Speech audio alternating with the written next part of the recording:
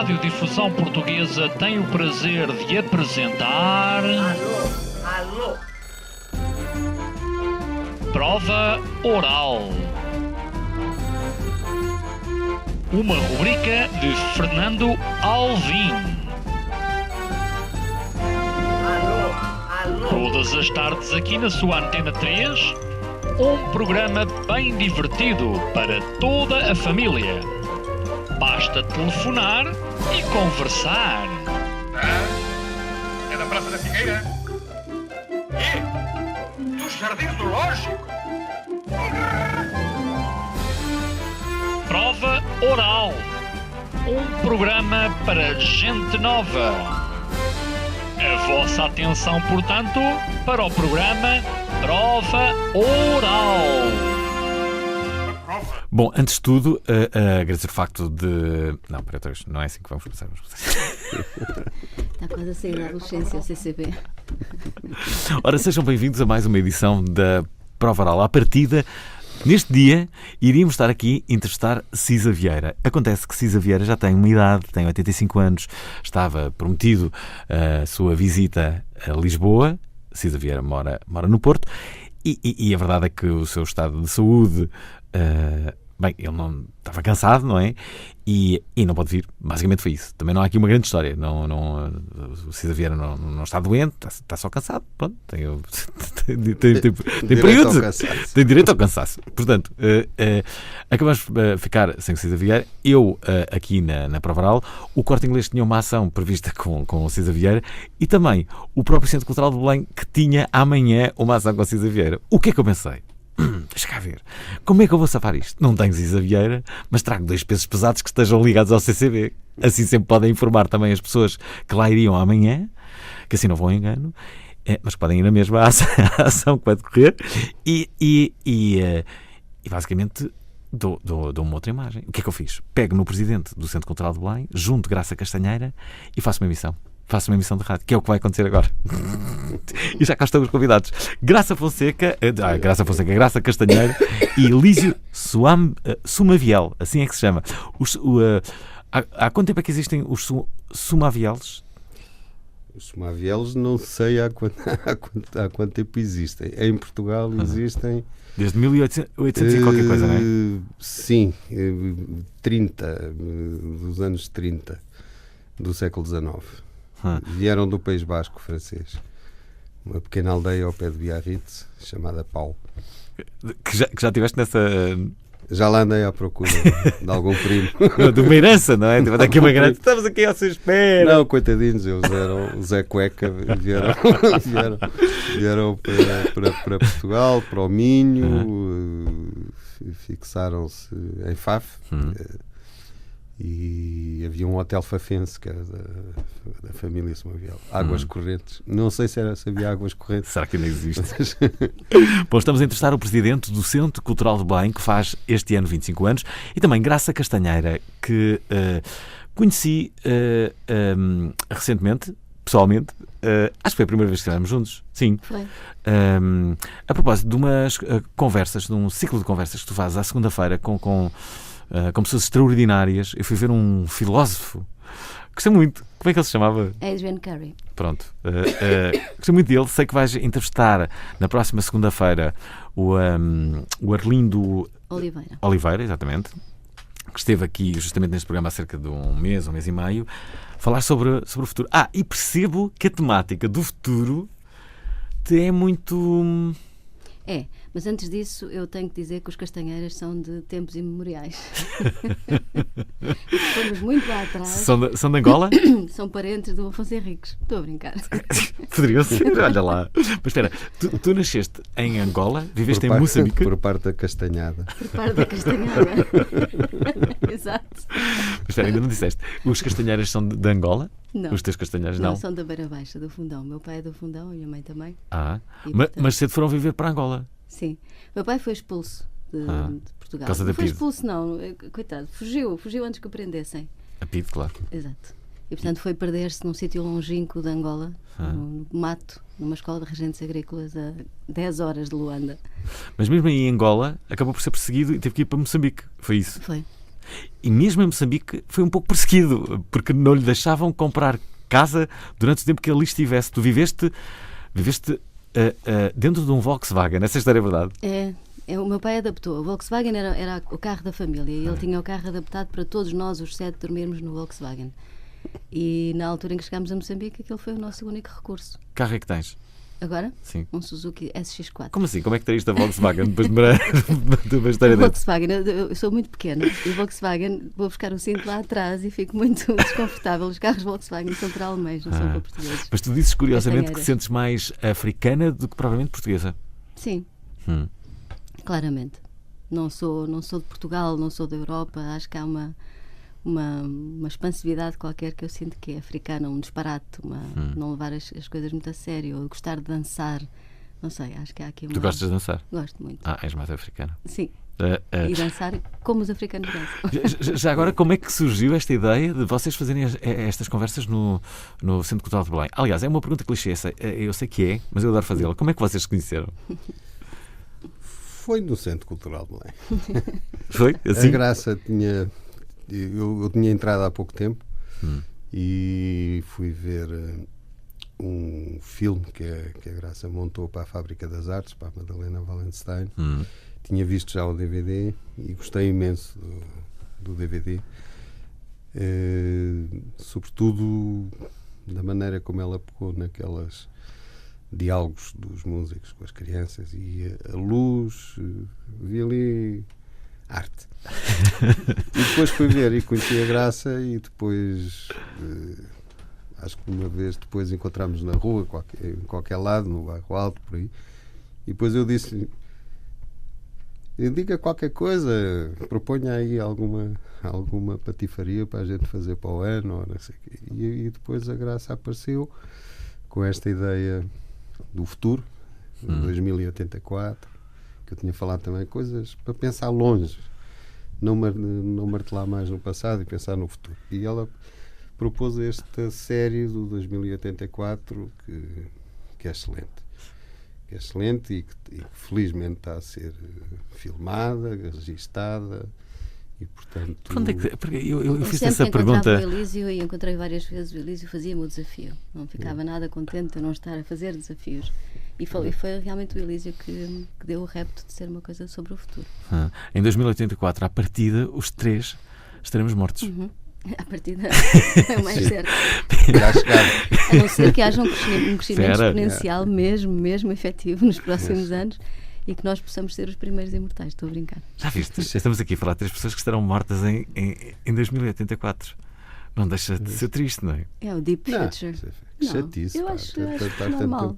Mas há quem advogue que pode-se vir a conseguir imortalidade. Tu disseste, e bem, numa entrevista, que um grupo de cientistas portugueses descobriu recentemente como é que era? Uma forma de regeneração celular. Vês? Mas não é só por aí que se pode atingir a imortalidade, através da regeneração celular, é também através de próteses e de órgãos artificiais e de... Enfim, que fala-se. É como um carro, não é? Imagina que há a possibilidade de tu seres como se fosse um veículo em que vão substituindo peças. Olha, esta peça já não dá, substituís. E agora há carros que estão à venda online em que, quando se parte um retrovisor com uma printer 3D, pode substituir o retrovisor. Eles têm instruções de como é que aquilo depois se monta, mas podes imprimir o próprio retrovisor. Portanto, um dia talvez possamos imprimir um fígado. Dá-me imenso jeito. Mas sabes que... Estou a brincar. Não. Outra vez. Espera. A história das impressoras 3D, a ideia é que elas próprias possam imprimir comida.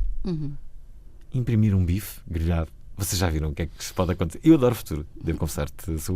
Eu gosto de dizer que sou um grupo do futuro, que é o que eu sou. E tudo que tem a ver com ele. Por exemplo, o passado. Bem, para ti, o passado deve ser mais. Não é? Tens mais a ver. Tu és historiador. Sou. O passado a ti diz-te mais que o futuro. Tenho pouco tempo a fazer história e antes desta fase da minha vida profissional estava convencido que finalmente vou poder escrever. Mas não, quer dizer, o passado é importantíssimo para entender o presente e o futuro. E imaginar. Eu não imagino os percebes da berlenga numa impressora 3D com aquele sabor. Mas enfim, já acreditei tudo, mas como em 2084 já cá não estarei, pode haver outros sucedâneos, isto tudo se transforma. Portanto, aqui, o Edgar Morin, que era era e é um grande filósofo, dizia que nós adaptamos a tudo. Se o Afonso Henriques, que falámos há bocadinho, da castanha, a propósito da minha família, voltasse e se sentasse ali na Avenida da Liberdade à hora de ponta a cheirar os automóveis, não aguentava 3 dias. Portanto, nós transformamos, nós adaptamos. Portanto, há metamorfose. Portanto, em 2084. O que tu dizes faz-me lembrar que eu cresci com aquele mito que o Walt Disney tinha sido congelado, não é? Toda a gente já ouviu este mito. Não sei se é mito, às vezes, há quem diga que é verdade.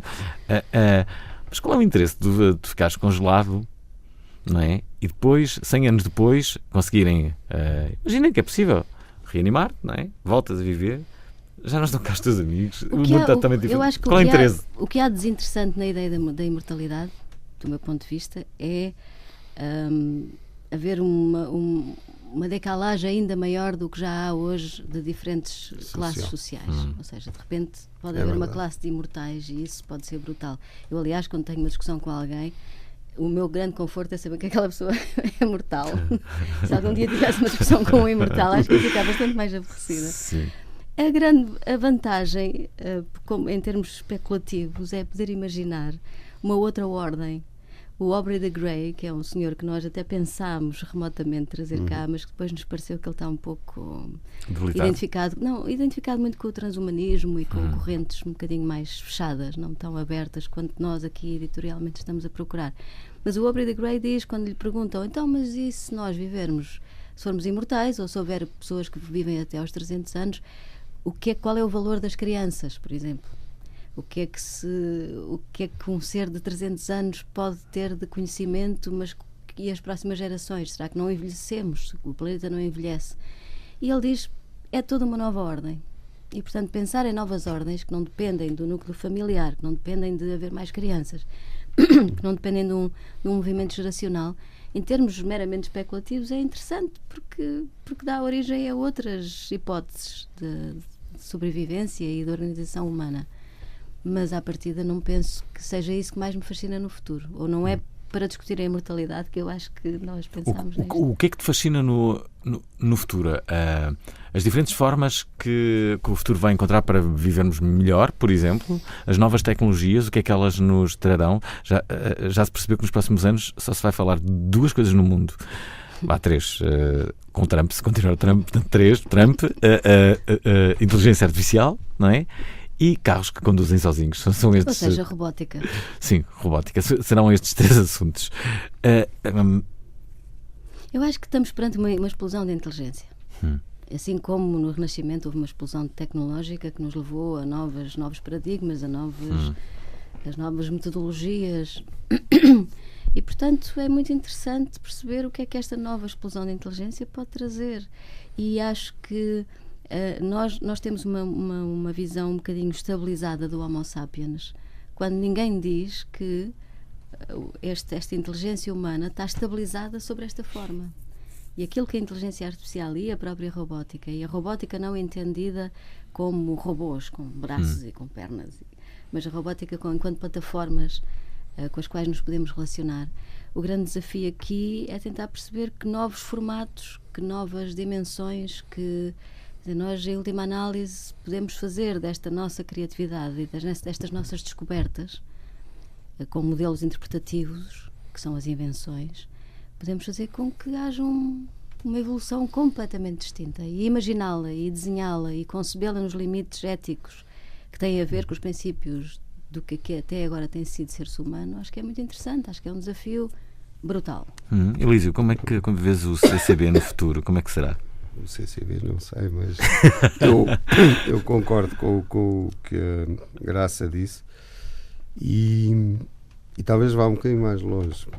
Eu sou um agostiniano. Bem sei. Vamos fazer um programa dedicado só ao Agostinho da Silva este mês. Porque ele morreu em fevereiro em 92. Sim. Sei o último sítio onde ele onde ele morou, que foi ali no Príncipe Real. No abarracamento Peniche. Sim. Eu ia muito lá à casa dele com o meu querido e saudoso Hermínio Monteiro. Vocês eram amigos dele? Eu e o Hermínio éramos muito amigos e éramos amigos do professor, claro. Íamos lá ouvir o mestre.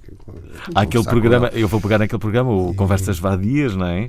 Eu vou pegar nas variedíssimas pessoas que o entrevistaram e vou fazer um best-of do melhor das Conversas Vadias. Em jeito de homenagem ao Agostinho da Silva. Sim, mas e ele dizia também nas Conversas Vadias, dizia muitas vezes, e concordo com a Graça, a inteligência, assim, isso vai em crescendo, mas no sentido da preguiça, do não fazer nada. Quer dizer, desde o Homo sapiens, porque o que uma alavanca pode fazer em vez da força braçal de não sei quantos homens, portanto, a inteligência que inventa a alavanca, portanto, o engenho que nos vai dando mais direito à preguiça, direito ao amor, direito ao lazer, à criatividade, à contemplação. Portanto, ele dizia que o melhor trabalhador é o mais preguiçoso neste sentido de resolver as coisas com inteligência, com engenho e sem ser um marrão, digamos assim. Portanto, o caminho da humanidade é no sentido do lazer. Portanto, eu, nessa perspectiva, que é romântica de certo modo, mas agostiniana, estou de acordo, porque a inteligência mais ou menos artificial está a fazer o seu caminho. Isso aí é inevitável. Ninguém trava isso, ninguém pode travar. Não há santo ofício nem inquisição nenhuma que possa travar o avanço da ciência. Porque o homem busca isso. Portanto, temos é que saber o que é que enquadrar. Digamos assim. Eu não sei se é impressão minha, se é pelo facto de eu ter ultrapassado os 40, mas nunca como agora ouvi tantas pessoas que estão à minha volta a falar de qualidade de vida e da forma como podem ter outra vida. Conheço cada vez mais pessoas que começaram a trabalhar menos, ganhando menos, mas que escolheram isso para conseguirem ter uma vida. Isto é, de que forma é que tem interesse se ok, ganhas muito dinheiro, mas não tens uma vida para ti, não é? Não?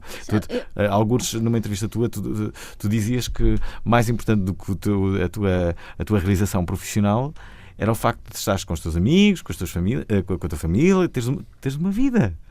E depois também gostas de ser realizada profissional. Mas essa não é a tua prioridade.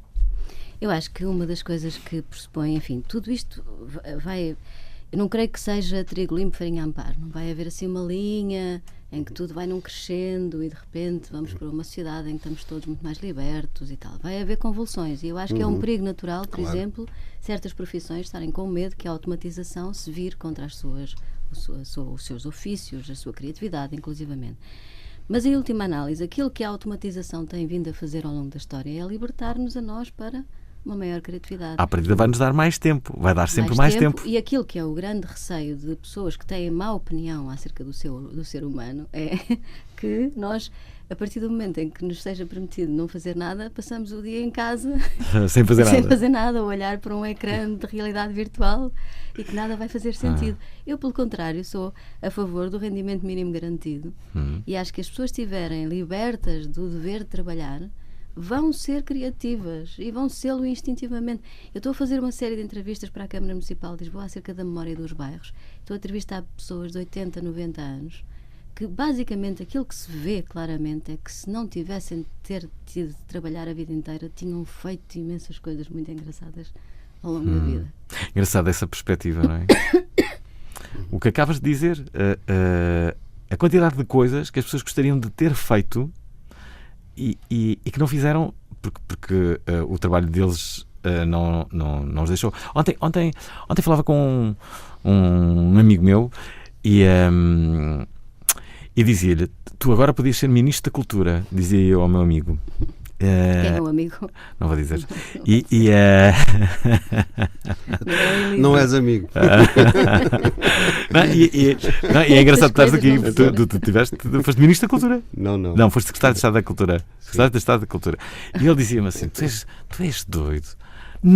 Isso nunca, porque depois não podia estar com a família, tinha que sair todas as noites, tinha que ir àquelas inaugurações todas.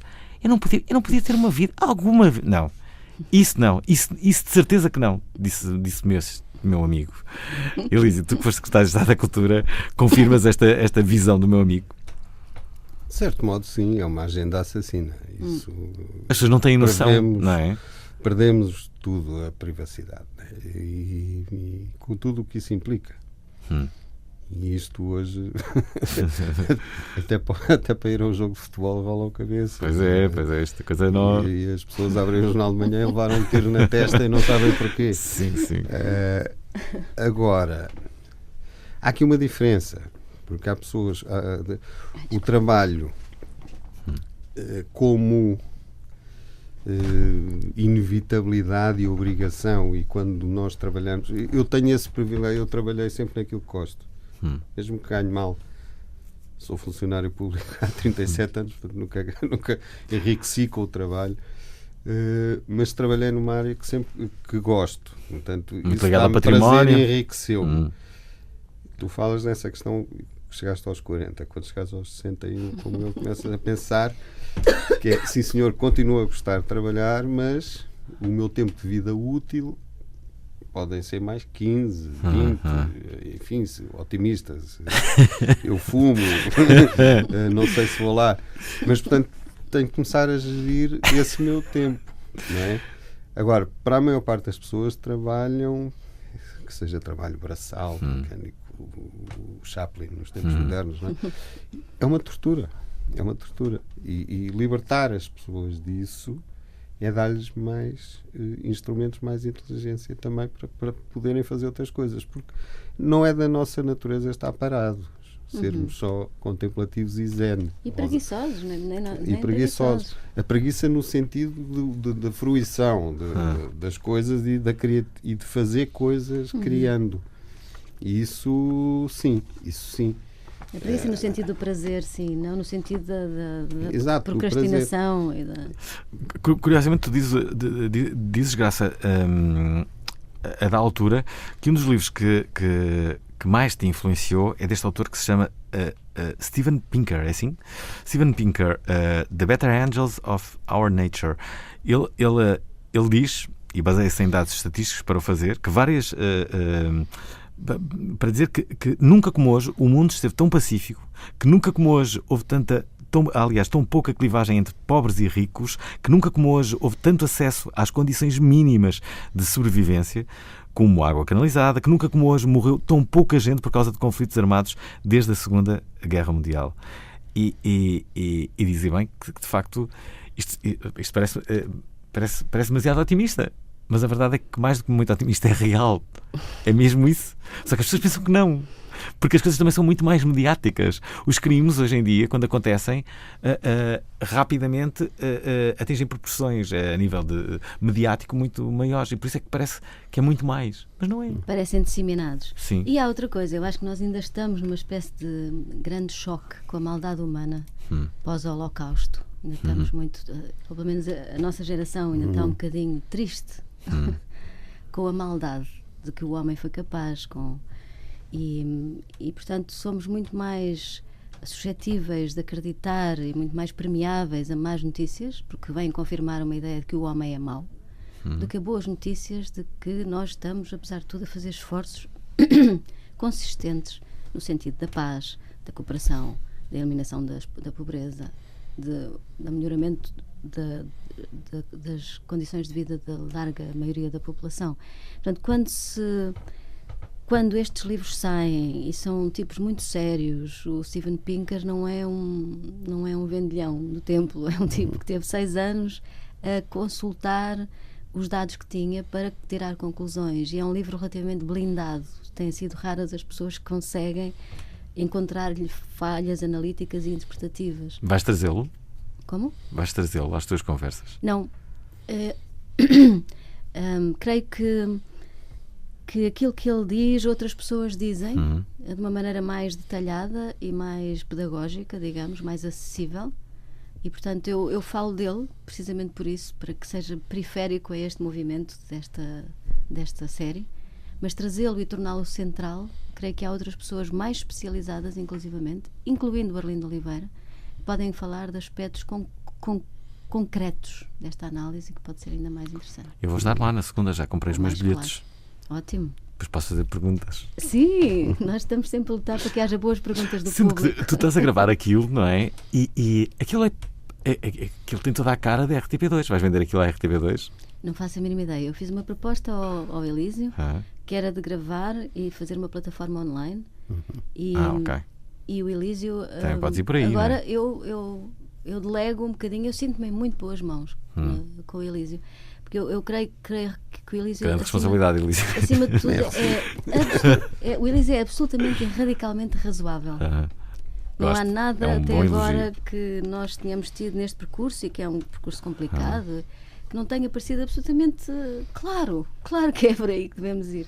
Portanto, sinto-me a trabalhar com uma enorme liberdade, mas com uma rede muito forte de inteligência e de bom senso. Portanto, Elísio, o que é que uma pessoa tão razoável vai fazer nos 25 anos do Centro Cultural de Belém, as Bodas de Prata? Vai haver espaço para não ser razoável. Não transforma o meu elogio numa crítica, Elísio. Não vou endividar a Fundação CCD, de certeza absoluta. Mas é um tempo de festa e vamos tirar mais partido. É que isto depois há uma série de coincidências. São os 50 anos de maio de 68, que é um momento importante deste caminho do pós-guerra. E portanto, com festa também. E, portanto, desde Woodstock a passar cá fora, uma festa de noite no verão, nos jardins, com música eletrónica, a falarmos mais a sério sobre 68. Isto coincide também com o ciclo do Tirai os Pecados do Mundo, portanto temos os 7 pecados mortais, todos dissecados musicalmente. Isso vai ser quando? Em cinema. Promete. Isto é muito promissor, sim. Estou para ver isto. Depois da Quaresma. É muito engraçado. As atividades culturais e os vários programadores e diretores vão fazendo coisas. Há umas que correm melhores do que outras, e há outras que atingem um sucesso que diz assim: isto está mesmo a acontecer. E há uma coisa que vocês fazem, que é aquela história do cinema, de passarem filmes célebres, não é? E que está a ser um enorme sucesso. Isso foi a ideia de quem? Modestamente foi minha. E havia como? Não há tradição do cinema. Temos o equipamento, temos a grande sala, o grande auditório.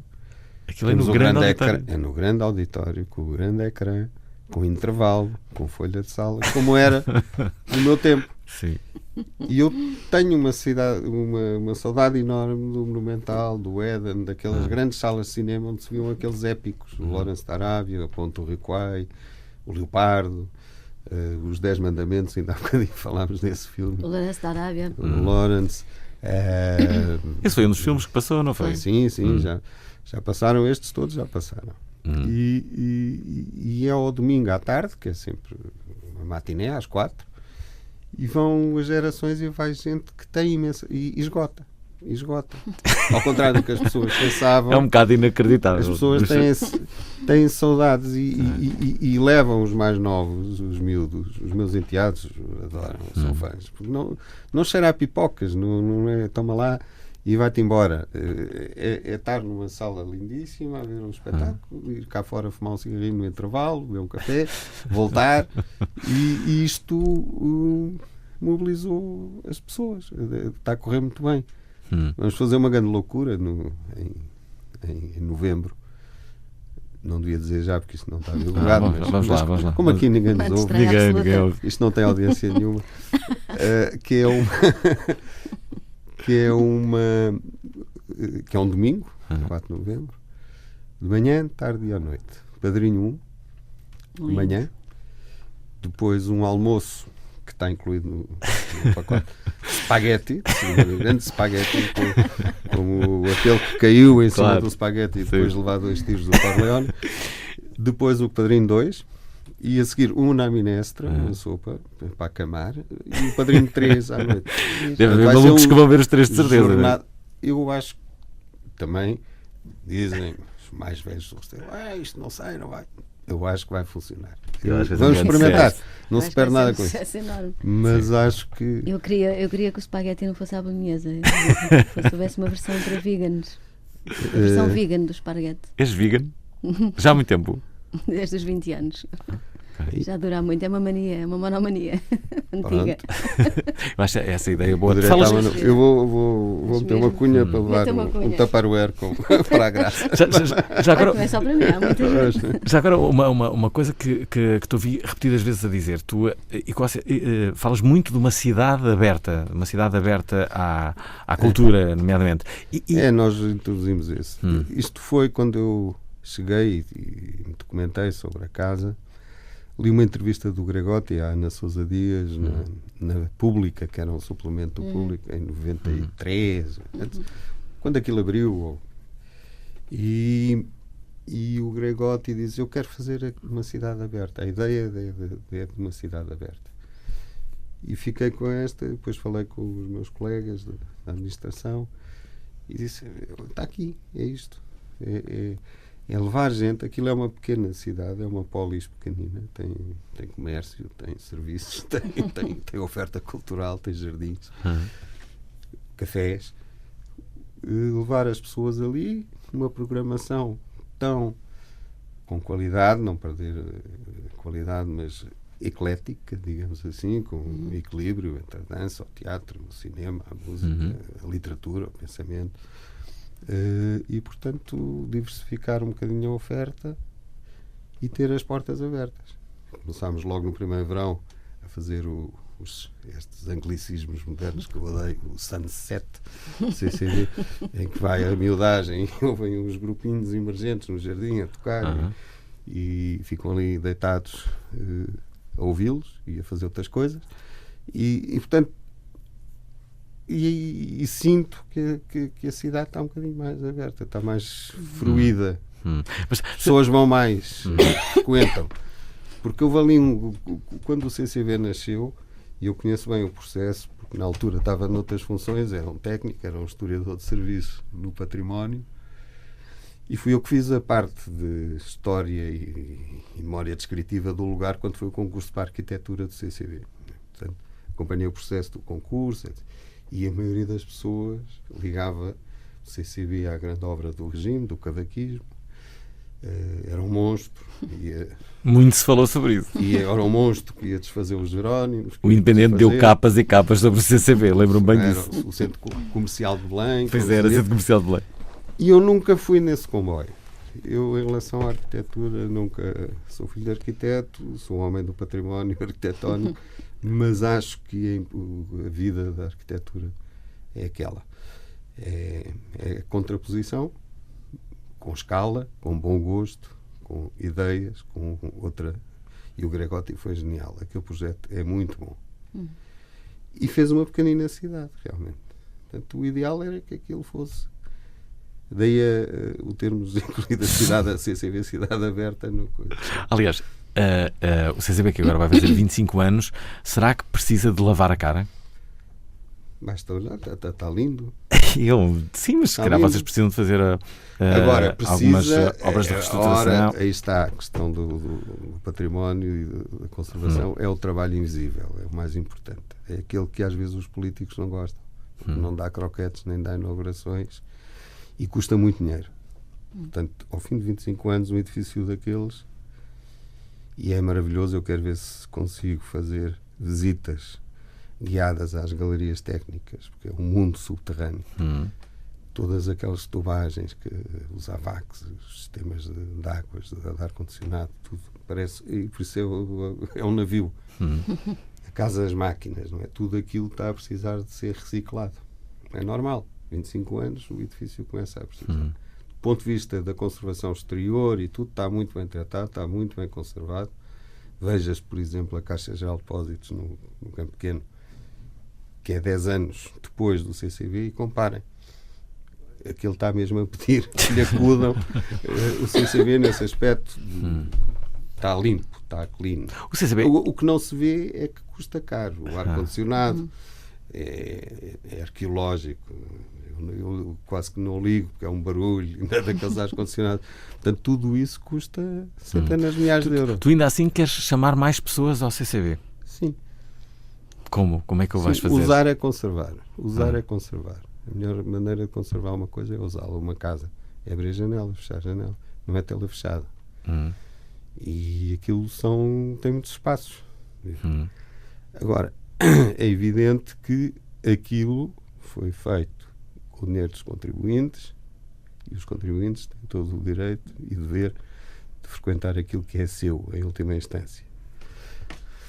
Agora, há custos que têm que ser assumidos, e às vezes com prejuízo de outros investimentos. Eu gostaria muito de ir mais longe com a Graça, de trazer a Filarmónica de Berlim. Dás muito esse exemplo, de trazer, não é? Exatamente, e portanto a minha missão é equilibrar isto tudo. Tu não consegues trazer a Filarmónica de Berlim porque não tens dinheiro? Não.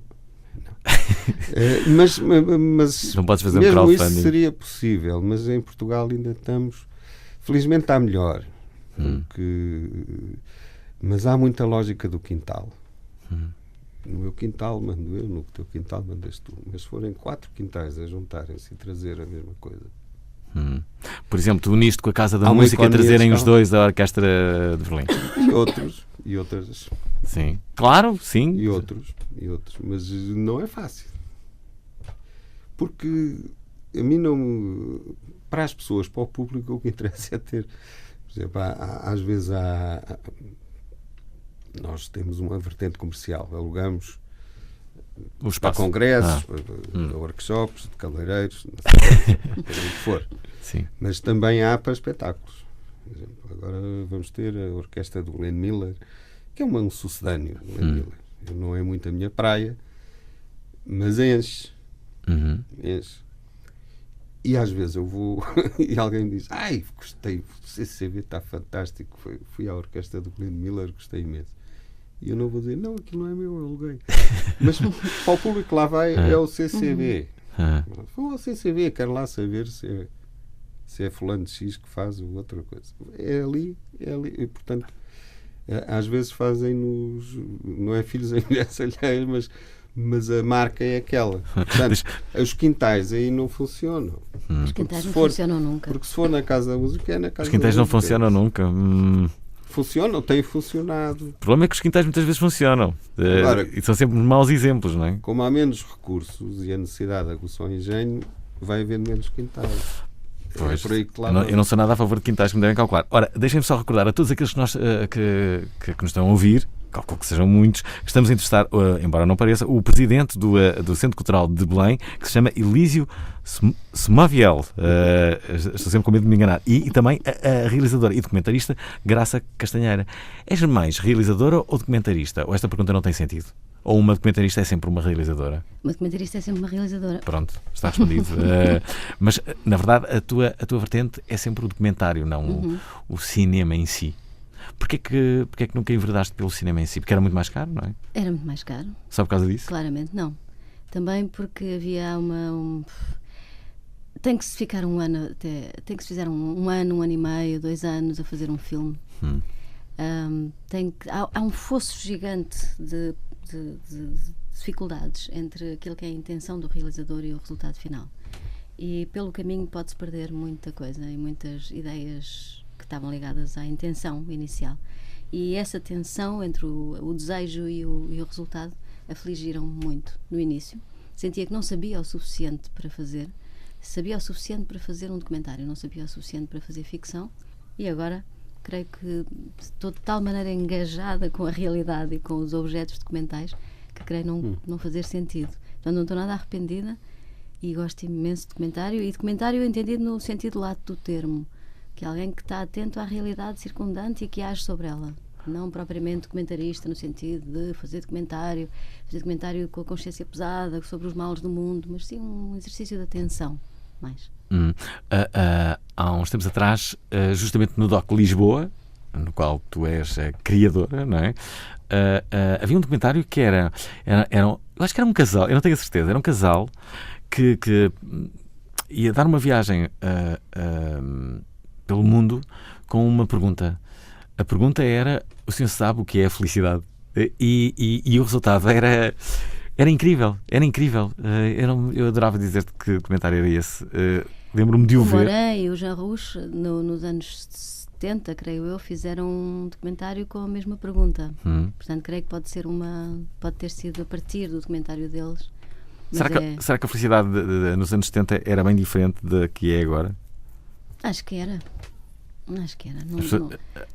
Normalmente as pessoas dizem que as pessoas de antes eram felizes com pouco. E agora as pessoas são felizes. É preciso. Nós temos sempre uma ideia de que no passado as coisas foram melhores. Eu tenho a ideia contrária. Tenho a ideia de que nunca vivemos com tão. Não sei, não tenho fascínio nenhum pelo passado. Tenho com o que podemos aprender, tenho com determinados momentos históricos, com o Maio de 68, com, sei lá, com o Renascimento, com imensos momentos-chave. Mas dizer que nos anos 70 éramos mais felizes, não creio.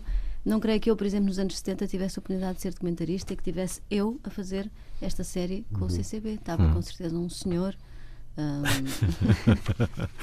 Estamos a entrevistar a Graça Castanheira, mas também o presidente do Centro Cultural de Belém, o Elísio Somaviel.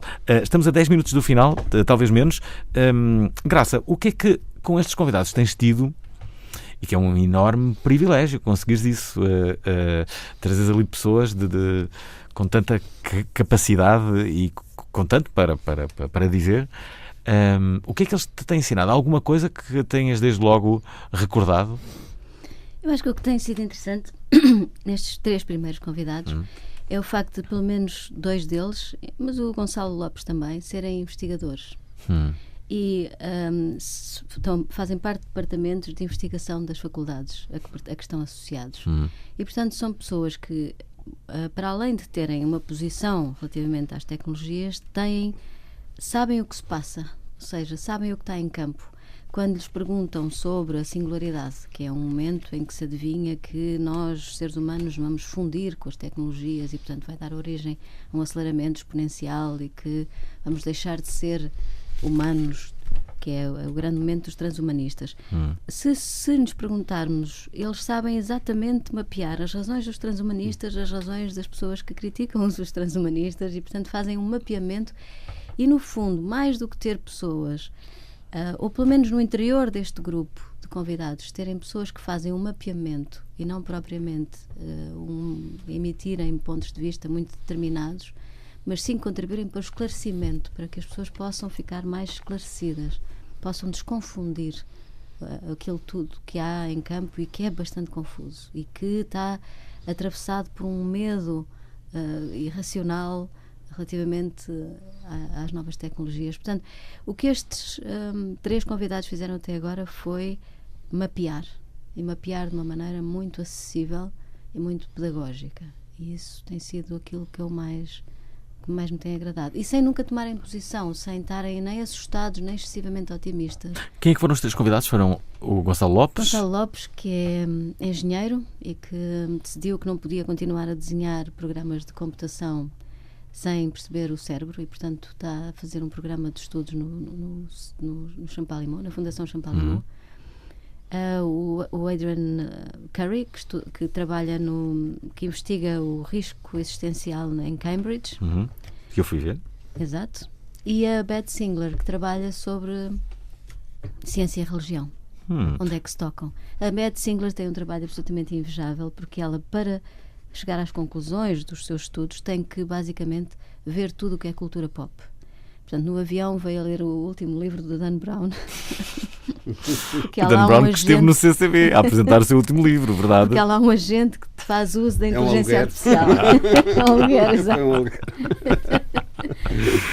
Tem que ver e analisar como é que o Star Wars entende os seus androides, para perceber como é que que imagem é que nós, influenciados que estamos pela cultura pop, temos da robótica.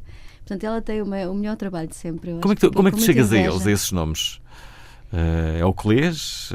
Por referência de alguns livros, de algumas leituras, por referência de amigos, por referência de pessoas que estão na área e que dizem, por favor, fala com esta pessoa, e os critérios são mais ou menos estes, sabe? Não haver ninguém que esteja completamente fechado numa posição, que tenha uma e pessoas generosas e que estejam...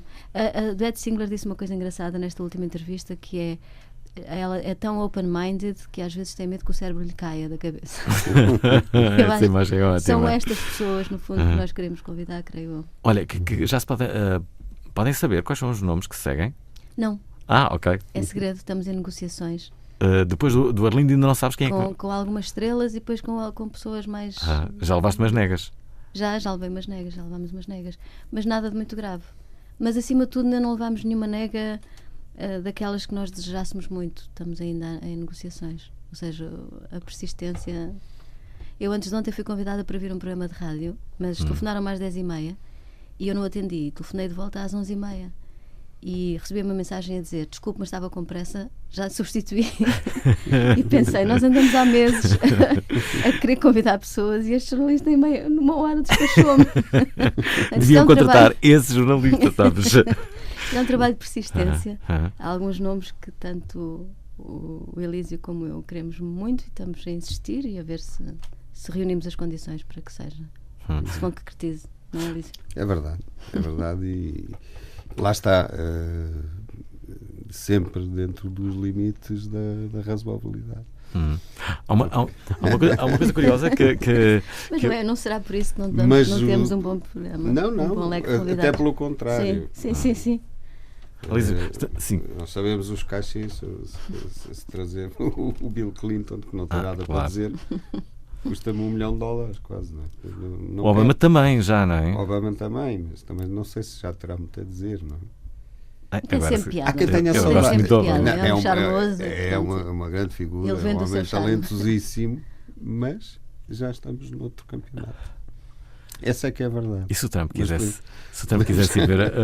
Eu não me importava de entrevistar o Trump. Gostavas de entrevistar? Pois...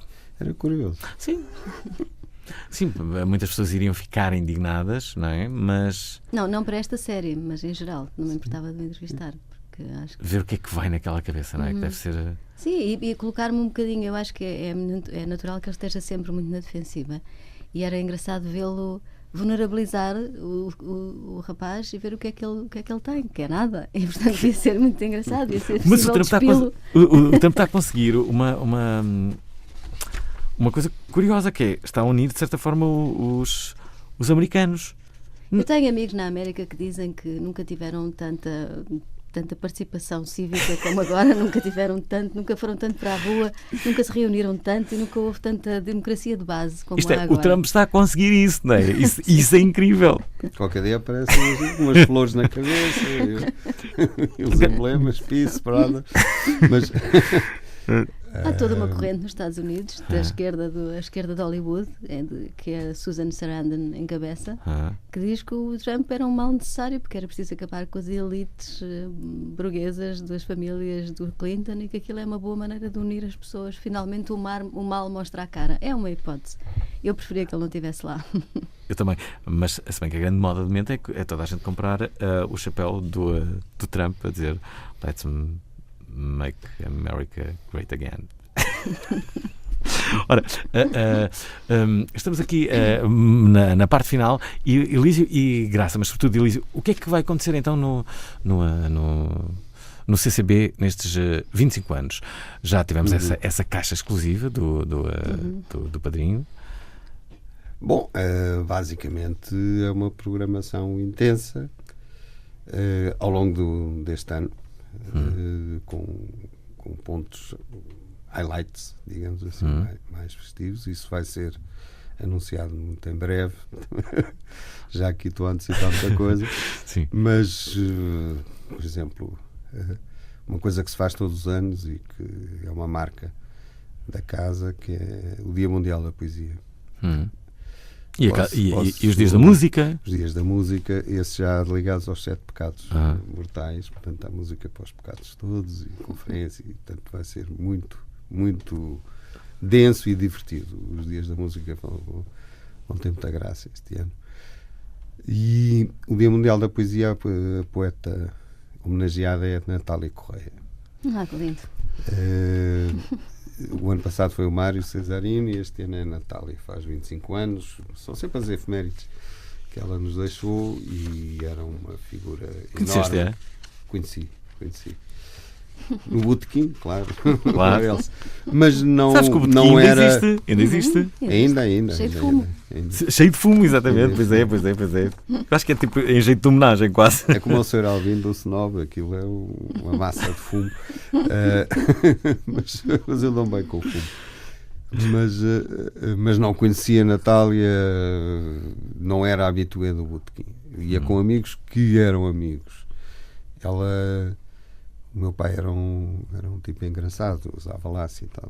O seu pai era uma estampa. Quando é que está o seu pai? Não está. Eu dizia, pai, tens que ir ao Botequim e ver a Natália que está cheia de saudades tuas. Não, livre. O teu pai também estava muito ligado ao património, não era? Era arquiteto, sim. E pronto, foi quem me meteu o bichinho. Eu não tinha muito jeito para desenho, ele desenhava maravilhosamente, mas eu trabalhei sempre com arquitetos. Mas ele é arquiteto, mas também se meteu na política, ou não? Sim, também conspirava. Lá em minha casa era um alfobre, não é? Quer pelo lado materno, quer materno, é a tradição republicana, reviralhista, com prisões à mistura, do meu avô materno, era recorrente. E portanto, ele fez arquitetura, era um tipo com muito talento, desenhava muito bem. Uma vez o Daciano, que é o mestre do design, disse, ainda bem que o teu pai foi para os monumentos porque perdia concorrência, porque ele desenhava muito bem e foi para os monumentos, gostava do estado. Quando se fizeram as primeiras campanhas no início dos anos 60, as pousadas de adaptar monumentos, a pousada ele desenhou várias. E era uma arquitetura anónima, porque aquela Direção-Geral dos Monumentos Nacionais é uma instituição do Estado, eles não sabia, mas era dessas equipas. E levava-me a ver as obras, quando eu era miúdo. Hoje não vais à escola, vais comigo até Évora. E eu comecei a ver aquilo e gostava. E era muito divertido ir ver obras. Os andaimes, por exemplo. Os miúdos não sabem o que era um andaime. Agora é o com tubos, não é? Tal, aquilo encaixa tudo. Mas eram obras de marcenaria, de carpintaria. Tipo, subir a uma torre de um castelo, de madeira, pregada. Só a construção do andaime era uma obra fantástica. Foi daí que surgiu a poesia de andaime, lembra-te? Havia esse curso estilístico. Era tudo. E depois aqueles mestres, os carpinteiros, os pedreiros, os canteiros, os serralheiros, os vitrais, como é que aquilo se fazia e tal, aquilo sempre tive um fascínio por isso. Estamos quase a acabar o programa. Há pouco, quando estavas a falar, e isto são mesmo os últimos minutos, não mesmo o último minuto, falavas sobre a cultura da tal cidade aberta de que se falava e também da cultura que nós temos acesso, muita dela gratuita, não é? Há muita cultura que se pode consumir de uma forma gratuita e muitas pessoas talvez se calhar nunca tenham feito esta análise, mas se vamos a outros países, nem sempre é assim, não é? Quando chegas a Londres, se calhar foste tu que disseste isso, talvez. Quando chegas a Londres, percebes que há muito pouca coisa a nível cultural que possas fazer de forma gratuita, boa, não é? A verdade é que aqui, sei lá, amanhã há um concerto gratuito de Sérgio Godinho no Chiado, às 18h30. E a nossa todas série podem ir ver. 13 euros por bilhete também. 3 euros. 3 euros, é verdade. Contribui com 2. Uma coisa é um concerto na rua e há um município, há uma cidade que assume, portanto, no fundo, estamos nós, lisboetas, a pagar o concerto. Sim. Não é gratuito, nada é gratuito, porque de certeza que o Sérgio não vai, também tem o seu cachê e alguém não paga. Sim. Eu acho que, e é uma coisa que começou a acontecer depois dos 50, que é as pessoas convidarem-me para ir a Moncorvo, a Marvão, ou isso, fazer uma rábula, uma conferência sobre o património em Portugal, a defesa do património. E eu vou, no carro, vou porque eu gosto de falar com as pessoas. Pago a gasolina e depois dão uma garrafinha de vinho da região para vender nas costas e pronto. Eu acho que sim, pronto, isto existe, mas acho que o utilizador, pagador, também é um bom princípio. Sim. Aqui divergi um bocadinho da graça, ficou um bocado, 3 euros, isso, 3 euros. Não custa. Querias que fosse entrada livre, era isso? Não, eu não queria que fosse 5. Depois, quando com os 3, eu concordei. Nós acabamos sempre fizemos a bissetriz. Eu também concordo. Seja mas é que nem seja 1 euro. Eu acho que as pessoas haver um valor para não menosprezarem, não é? Tudo o que está ali, desde o abrir as portas, ter o som, desde a frente de casa, os meninos que arrumam as pessoas nas cadeiras, etc. Tudo aquilo tem custo. Não é? Mesmo que as pessoas vão à borla falar. Portanto, agora, o público, se eu chamar, estiver aflito e chamar um engenheiro para me arranjar um elevador ou uma coisa qualquer, pago logo, não é? Agora, se for um humanista, um estudante, não, é um gajo porreiro. Há um bocado esta ideia. Isso é verdade, isso é verdade. É curioso estás a dizer isso. Há pouquíssimo tempo entrevistei alguém que fazia uns passeios em Sintra. Só que ele gostava tanto de fazer aquilo que fazia os passeios, eram de graça. Iam muito poucas pessoas. E ele começou a colocar os passeios a 10 euros. Está sempre esgotado. Ora bem. Mas isso é uma velha questão das ONGs. Não, é uma coisa curiosa, não é? Ele começou a cobrar ali um valor. Uma ONG em Moçambique, para combater a malária, distribuiu redes e a população não usava, e quando estabeleceram um preço, passaram a ser compradas. Foi engraçado. É a atribuição de valor. Nós somos, nós atribuição temos. De valor, é verdade. Valor. E aí a minha costela, que não é com a viela, é do outro lado, judaica, também conta, porque o valor, as coisas têm um valor. Olha, e vocês têm muito, os dois, e o CCB em particular, que faz agora 25 anos, parabéns por isso.